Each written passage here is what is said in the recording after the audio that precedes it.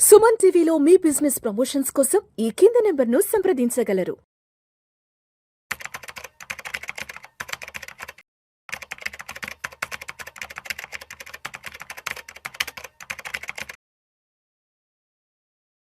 నమస్తే, welcome to Suman TV. నేను విష్ణు. ప్రస్తుతం మనతో పాటు certified financial planner and certified wealth manager Madhavi Reddy గారు ఉన్నారు. మేడం గారితో మాట్లాడదాం.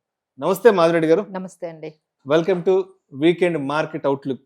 థాంక్యూ. ఒకసారి శుక్రవారం నాడు మార్కెట్లు ఎక్కడ క్లోజ్ అయినా చూద్దాము.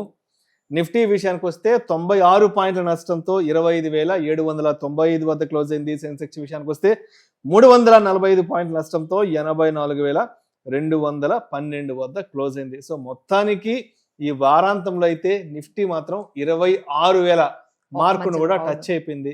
బట్ ఎందుకో 6 రోజుల వరుస లాభాలకి వీకెండ్ లో మాత్రం బ్రేక్ పడింది. ఎందుకంటారు? మార్కెట్లు శుక్రవారం వీకెండ్ నాడు కాస్త తడబడ్డాయి. అవునండి, అంటే కంటిన్యూస్ గా ఒక్కసారిగా 25,000 నుంచి 26,100 వరకు కూడా మార్కెట్స్ ఒక టైం రీచ్ అయ్యాయి. ఆ తర్వాత అక్కడ ఎక్స్పెక్ట్ చేసినట్టుగానే ఓ ప్రాఫిట్ బుకింగ్ అనేది జరుగుతోందండి. ఎందుకంటే అక్కడ రెసిస్టెన్స్ లెవెల్స్ అంటే మనకి Nifty all time high 26,277.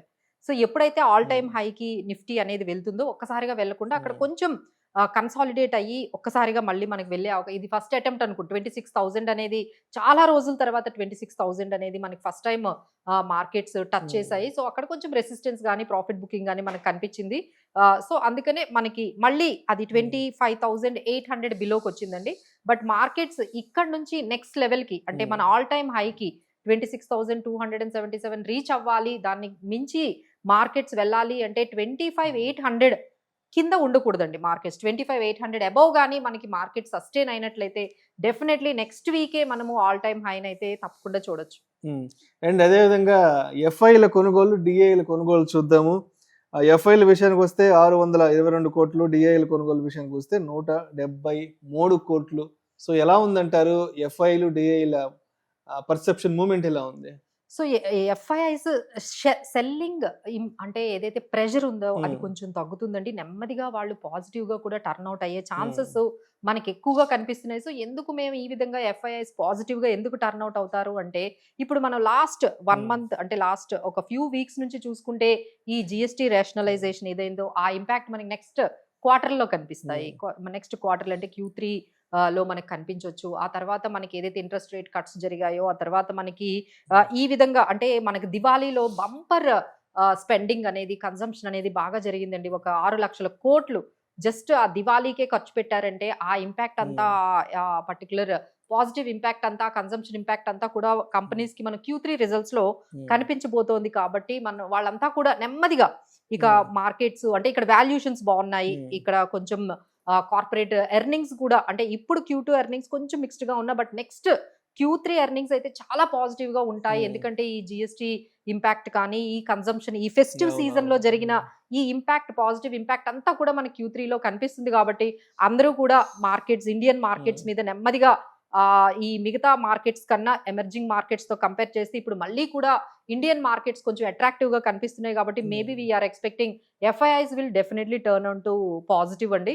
So దానికి అనుగుణంగా మనకి ఇప్పుడు యుఎస్ ఇండియా ట్రేడ్ డీల్ కూడా చాలా పాజిటివ్ గా వెళ్తుంది. మేబీ చాలా ఫైనల్ స్టేజెస్ లో మనకి ఉన్నారు. మేబీ మన వాళ్ళందరూ అంటున్నారు అంటే తొందర పడట్లేదు, మేము నెమ్మదిగా ట్రేడ్ డీల్ అనేది మేము చేసుకుంటున్నాము. బట్ చాలా పాజిటివ్ గా లాస్ట్ మనకి ఫైనల్ స్టేజ్ లో యుఎస్ ట్రేడ్ డీల్ ఉంది. ఎక్కడ మనకి 50%, ఇప్పుడు అది ఏ మాత్రం ఒక 15% 20% అంటున్నారండి. ఈ మధ్యలో ఎక్కడో దగ్గర మనకు గాని వస్తే మార్కెట్స్ అయితే అసలు 26,000 అంటే 277 దాటి ఆల్ టైమ్ హైన్ దాటే అవకాశాలు అయితే నెక్స్ట్ వీక్ లో కూడా ఖచ్చితంగా కనిపిస్తున్నాయి.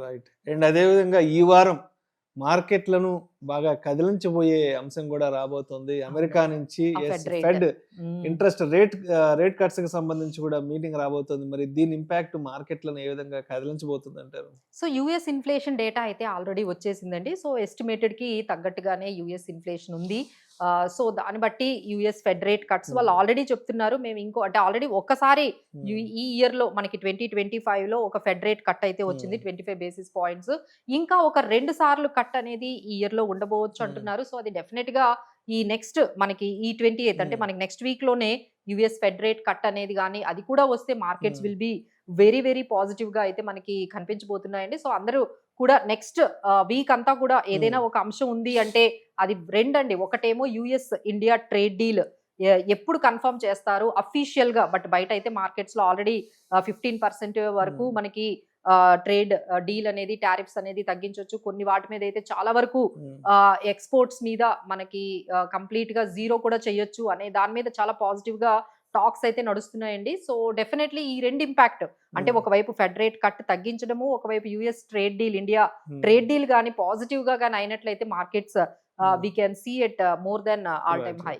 అండ్ అదే విధంగా ఈ వీకెండ్ లో నిఫ్టీ 26,000 మార్క్ ని టచ్ అయింది. బట్ శుక్రవారం మాత్రం కాస్త తడబాటుకు గురై నిఫ్టీ ఒక 25,795 వద్ద క్లోజ్ అయింది. కాబట్టి సో అంటే మండేకి నిఫ్టీ ఏమన్నా మళ్ళీ 26,000 మార్కు పైకి వెళ్ళే అవకాశం ఉందంటారు? మార్కెట్ లో ఆల్ టైమ్ హై రికార్డ్ చూసే ఛాన్స్ ఉందంటారు మండే నాటికి? సో డెఫినెట్లీ అండి, మేమైతే అదే చూస్తున్నాము. ఎందుకంటే దాదాపుగా మనకి ఈ interest rate cuts, GST rate cut, ఇవన్నీ ఫెడ్ రేట్ కట్, ఇవన్నీ కూడా మనకి అన్ని కూడా గ్లోబల్ గా యాజ్ వెల్ యాజ్ మనకి డొమెస్టిక్ గా కూడా అంతా పాజిటివ్ గానే మనకు ఉంది.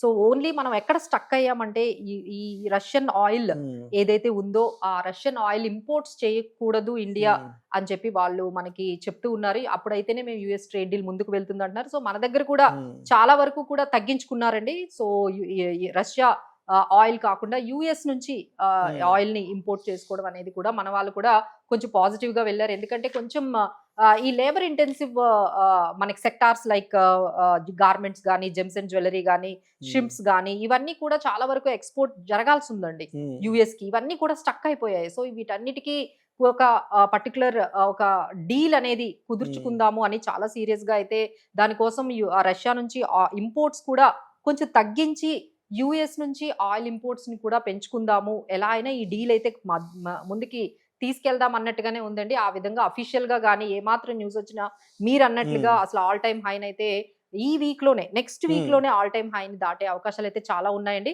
బట్ ఎనీథింగ్ మనం చెప్పలేం కదా ట్రంప్ సిచ్యువేషన్ ఎప్పుడు ఎలా ఉంటుందో. సో దాన్ని బట్టి మనం ఏంటంటే సపోర్ట్ లెవెల్స్ అయితే మనకి 25,500 25,600 దగ్గర మంచి సపోర్ట్ లెవెల్స్ ఉన్నాయండి. అలానే మనకి రెసిస్టెన్స్ లెవెల్స్ అయితే 26,000 అండ్ 26,277 మన ఆల్ టైమ్ హై దగ్గర రెసిస్టెన్స్ లెవెల్స్ అయితే కనిపిస్తున్నాయి.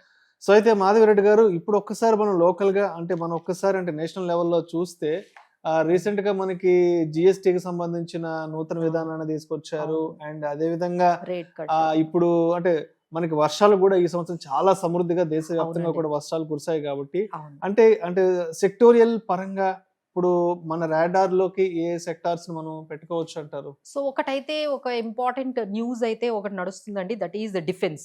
డిఫెన్స్ లో ఆల్మోస్ట్ అంటే డిఏసి కూడా ఒక 80,000 crores ప్రాజెక్ట్స్ ని అప్రూవ్ చేసింది. సో దానివల్ల మళ్ళీ డిఫెన్స్ స్టాక్స్ అన్ని కూడా లాస్ట్ వీక్ కూడా చాలా పాజిటివ్ లోకి వెళ్ళాయండి. సో చాలా ఫోకస్ అంతా కూడా ఇప్పుడు డిఫెన్స్ స్టాక్స్ మీద ఉంది. అదైతే మనకి పాజిటివ్ గా ఉంది. అలానే ఇప్పుడు యుఎస్ ఇండియా ట్రేడ్ డీల్ గానీ సెట్ అయితే ఎక్స్పోర్ట్ ఓరియంటెడ్ ఏవైతే స్టాక్స్ ఉన్నాయో లైక్ టెక్స్టైల్స్ కానీ లేకపోతే జెమ్స్ అండ్ జ్యువెలరీ ఇలాంటి సంబంధించిన ఈ ఎక్స్పోర్ట్ ఓరియంటెడ్ కంపెనీస్ అన్ని కూడా మళ్ళీ లైమ్ లైట్ లోకి వచ్చే అవకాశాలు అయితే కనిపిస్తున్నాయి. ఇంకా మీరు అన్నట్టుగా ఈ దివాళీకి ఆల్మోస్ట్ అంటే దసరా నుంచి దివాళీ వరకు 1,00,000 యూనిట్లు అంటే టాటా వాళ్ళ కార్లే 1,00,000 యూనిట్లు కొన్నారట.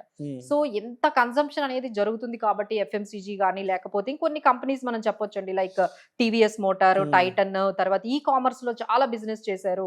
సో స్విగ్గీ, అలానే బిఈఎల్, డిఫెన్స్ లో అయితే బిఈఎల్, కమ్యూనికేషన్స్ లో అయితే భారతీ ఎయిర్టెల్, అలానే ఫార్మాలో అయితే లారెస్ ల్యాబ్స్ అండ్ సిప్లా, అలానే ఆయిల్ కంపెనీస్ కూడా కొంచెం పాజిటివ్ గానే మూవ్ అవుతున్నాయండి. సో ఈ విధంగా ఆయిల్ కంపెనీస్, డిఫెన్స్, తర్వాత మనకి ఆటోమొబైల్, ఎఫ్ఎంసీజీ ఇలా మనం కొంచెం ఈ ఎక్స్పోర్ట్ ఓరియంటెడ్ కంపెనీస్ ని కూడా మనం రాడార్ లో నెక్స్ట్ వీక్ అంతా కూడా మనం చూడొచ్చండి పాజిటివ్. అండ్ అదే విధంగా Q2 రిజల్ట్స్ ఇంపాక్ట్ కూడా ఎలా ఉండబోతుంది? ప్రస్తుతానికి Q2 రిజల్ట్స్ నడుస్తున్నాయి కదా? అవునండి. ఇప్పుడు Q2 రిజల్ట్స్ లో గుడ్ రిజల్ట్స్ ఇచ్చినవి మనం చూసుకున్నట్లయితే లారెస్ ల్యాబ్స్ గానీ, పీటీసీ ఇండియా, హెచ్యుఎల్, తర్వాత మనకి జెన్ టెక్నాలజీస్, ఈ విధంగా కొంచెం మంచి రిజల్ట్సే మనకి Q2 రిజల్ట్స్ అనేది కనిపిస్తున్నాయి. ఇంకా చాలా అనౌన్స్మెంట్స్ కూడా నెక్స్ట్ ఫ్యూ డేస్ లో ఉన్నాయి. సో ఓవరాల్ గా అంత డిసప్పాయింటెడ్ అయితే ఏమీ లేవండి.